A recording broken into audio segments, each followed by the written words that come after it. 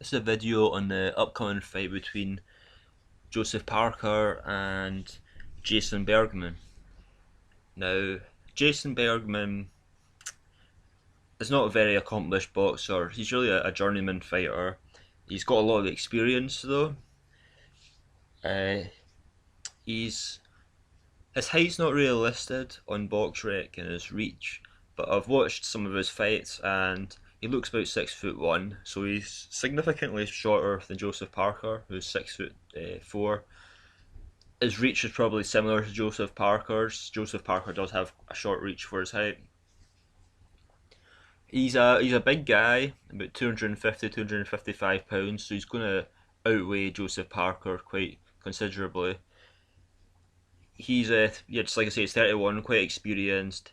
He does have a bit of a punch on him, but he's not really a power puncher. Out of his 25 wins, he's knocked out 16 of the opponents, so he does have some power, but he's not the best of heavyweights. And a lot of people think, well, this is just a waste of time fight for Joseph Parker. And I don't think that's the case at all, because what this guy does bring to the table is new for Joseph Parker, is he's a southpaw. And Joseph Parker shouldn't be one of them heavyweights that gets up to the top level and avoids southpaws, and a lot of them do. Lennox Lewis famously, when he got to the top, avoided southpaws. Chris Bird, Corey Sanders, for example. So Joseph Parker doesn't need to fall into that trap. And when Joseph Parker does start fighting at that top level, there's southpaws there that are really good. For example, Tony Thompson, who fought Wladimir Klitschko twice. Tony Thompson's 44 years old now, so he'll probably maybe retire in a year or two, so he might be out of the picture by the time Joseph Parker gets up there.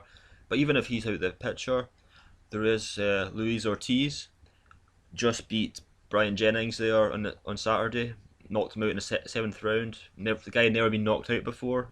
He dropped him and knocked him out, and that was it looks like Luis is going to be a next up and coming star, and well, he already is, and he's a southpaw.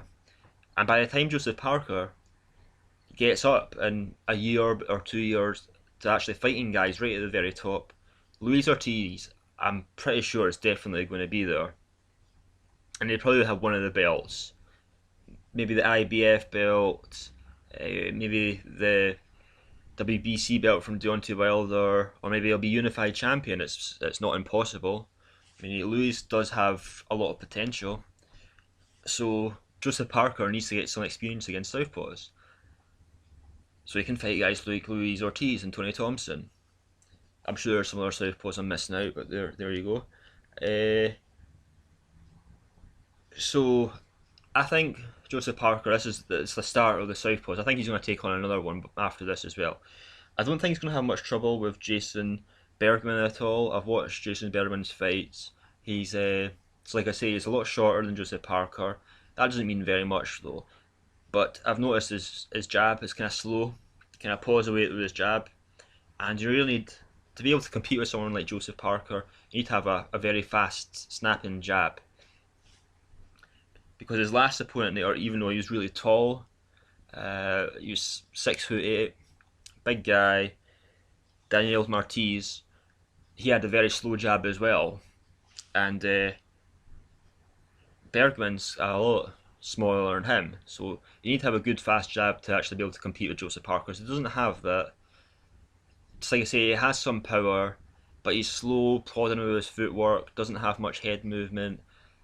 Joseph Parker could, I think, going to beat this guy quite easily. I think after Joseph Parker maybe hurts him once, if he doesn't go down, I can see Joseph Parker carrying him a few rounds, just to try and get up that experience with a southpaw. That's what I think. I think he's going to hurt him in the first round and maybe carry him a few rounds, try and get some of that experience in there. I think after this fight, Joseph Parker, sometime down the line, in 2016, should take on maybe another southpaw with a bit more experience, a bit better pedigree, just so he has more techniques in his arsenal to deal with people like Luis Ortiz when he gets up there, because he's definitely going to need them. So yeah, I'm looking forward to watching this fight. I'm looking forward to watching any of Joseph Parker's fight, because he's just a rising prospect. that's looking really good. I mean, he's got fast hands, great footwork. I mean, this is why I can see him dancing all around this guy. I mean, not only is he bigger than him, he's got far better footwork, faster footwork, better hand speed. He's got great reflexes. I mean, I can see this guy going far, and I can see why he's taking this fight. He needs to build up the experience for fighting southpaws.